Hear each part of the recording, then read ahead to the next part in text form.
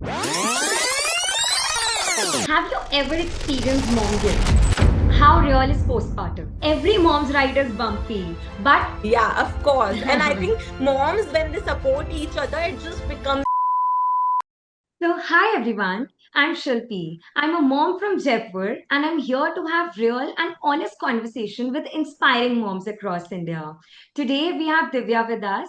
She's a voice of It's Bumpy Ride. She have real and funny conversations regarding the motherhood. Hi Divya. Hi, Shilpi. Thank you for having me. Thank you so much. So, are you excited to have this conversation from one mom to another? Yes, very excited. Okay, so let's start. What inspired you to have this name? It's Bumpy Ride. Like, how does it reflect your motherhood journey? I kept the name It's a Bumpy Ride because I started it when I was pregnant. So I was 5 months pregnant. So it's a play on the word baby bump. And then later on, as I progressed in my journey, I realized that motherhood is also not a smooth ride. It has a lot of ups and downs, and it is a roller coaster of a ride. So that's why the name It's a Bumpy Ride is suitable for motherhood journey. Definitely relatable to it. Okay, so how has motherhood motherhood changed or shaped your identity? It has definitely changed me a lot. Like, I'm not the same person at all in any way. And now my dreams are different, my aspirations are different. And I just feel that I'm much more empathetic towards other people. And now I try to understand like where they're coming from, and you know what, because I realize that, you know, a lot of things are formed based on your childhood memories and, you know, whatever your childhood experiences have been. So I just think of it in that way, and I think it has made me a better person in that sense. That is very positive. Okay. So, how do you handle the pressure of doing it all versus accepting helps or any kind of imperfections? Because I'm really sure this is a concern of many moms over here. Yeah, it is a concern of moms, because a lot of times moms are asking me too that, you know, because mom burnout is very common when you're doing it all alone, and still you resist to take help. But in my case, like for me personally, that wasn't the case, because I live in a joint family, so I always knew that I'm going to have people around me. So I was very open to support. Like, I always ask for help, and I don't shy away from it. And I always tell other moms too that till the time you don't give them a chance, you will not know that if you can trust the person or if you don't trust the person with your baby. So you have and give them that chance for your own sanity, because if you take someone's help, then you also get a break. And I think that is very, very important for all moms.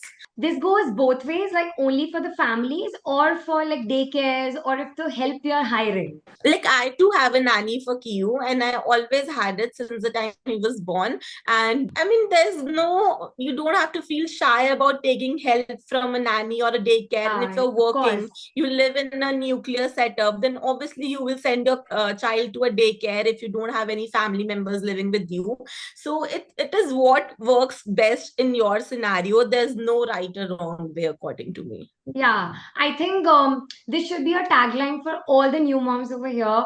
Take help. If you need it, take help. Maybe, you know, there are times when people will not offer it themselves because they Hmm. themselves are a little hesitant. So you Hmm. have to ask for it, and don't be afraid or shy to ask for it. Just go for it. Right. Okay. Have you ever experienced mom guilt? Like, is I mom think guilt mom for guilt, real? yeah, and mom guilt, I think it is inevitable. Everyone experiences it, whether you are a stay-at-home mom or you're a working mom. You experience it at different levels, and it Hmm. depends upon person to person. But I'm sure, like, all moms experience it. I experience it too. Like, you know, though I'm a stay-at-home mom, still if I'm going out for work or events, I'm like, you know, till a certain point it's fine, but then I start to miss my baby, and like, I want him with me, and that's the reason I haven't been able to take a vacation, just the two of us, like me and my husband, with without a baby, because I know that I will be deep down in that mom guilt if I do that. So now it's not as bad it was when, he was a newborn or when he was 6 months old. Now that he's 2 years old, I think I've learned to navigate it better. So, yeah. How do you navigate it? How do you cope with it? Your partner helps you through this? Not really. I don't think. You just Not have to my tell partner. yourself it is fine. He's with the safe hands. He's fine. Yeah, I think with time you realize that, your own sanity is also important. Like, you don't Right. have to be around your baby to be that, caregiver or love giver. Like, you don't have to be around your baby 24/7. It is okay to, like, have your own personal life. It is okay to want to do things on your own without your baby. So slowly and gradually that realization comes in, and that is when I think you just learn to be okay with it. That is right.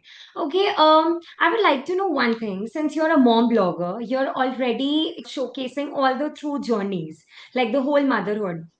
How real is postpartum? Postpartum is very real. It is very real, and postpartum depression is very real too. It is just that it is not talked about that often and that Right. openly. And I have definitely been a advocate for postpartum depression, that women need all the help they can. They need a lot of love, care, support. It is not just about the baby, because everybody just focuses on the baby, but the mom is in a very bad situation then. She's just given birth, her body is not the same, her brain is not the same. Like, for her, the world is a completely different place, and it is actually her second birth. So she also needs as much care as the baby, and the people surrounding her should offer that to her and just be there for her. So postpartum depression and postpartum is very, very crucial. I think it is much more important than being pregnant. So women, they receive a lot of care and pampering and all of that Throughout when they're pregnancy. pregnant. But then everything just fades away when you are, when you are in postpartum. And that's a very big shock for the women, the mom herself, because she's now used to all that love and care and all of that. And suddenly all the love, care, attention shifts to the baby, and she's just left alone. So, and that is not right for anyone. So definitely it should be given Yeah. much more importance. So, are you using your platform to spread the awareness regarding this? Did you use the Definitely. If platform? you, yeah, Yeah, yeah. I If have you been see my following. So reels, if you see my videos, reels, and everything, in any way I try to like raise awareness about it. I had literally urged women to talk about their postpartum experiences, and not just online. Like, even if you're talking to your friends, your family, you should talk about it, and you should like let others know that pregnancy is all flowers and happiness and all of that, but postpartum is not like that. So you should give people a reality check, and I think just prepare them for what's coming. Right. Okay. So now let's play a quick game, okay? On a lighter note. So we are going to Okay. play rapid fire round. Okay. That So favorite quick pick me up snack? for myself or my baby? Both. Like makhana, definitely. It's like the easiest and a healthy snack that I always Yeah. have ready. So for my baby and for myself too. Also, like, whenever I know that my baby is starting to feel hungry, or if I'm hungry, I think about, getting a fruit first. And then if I'm still feeling hungry, then I go for a snack. And same for my baby. So when I know that he's starting to feel hungry, I offer him a fruit. And I think fruits are the best snacks one should have. So Inculcating healthy habits, very necessary. you have Okay, one thing you wish people would have told you before you started your motherhood journey. PPD, like I said, PPD. postpartum depression. True. I think people should prepare you for it. Right. Okay, best piece of mom advice you've ever received. So I've received tons of good advices from moms, and to pick a best one, I don't know. This is a good one, that everything is just a phase, and which just means that, good days, bad days, everything is just a phase, and it has helped me. Like, on good days, I just know that, I have to be really grateful, because some things will change the other. Best piece of mom advice you've ever received. I've received tons of good advices from moms, but to pick out a best one, I think it would be that everything is just a phase. Like good days, bad days, everything is just a phase, and it gives me a lot of hope on bad days. Like when I'm having a meltdown, my baby is having a meltdown, or we are having a really tough day. So I know that it is just a phase and it will be over. And on good days, I'm just feeling, very grateful that because I know that things can change the moment. So yeah. That is a very good advice. Even I'm going to remember this from now on. Done with the rapid fire. Now to a little serious question. How do you stay Okay. authentic on social media while facing the pressure of being perfect?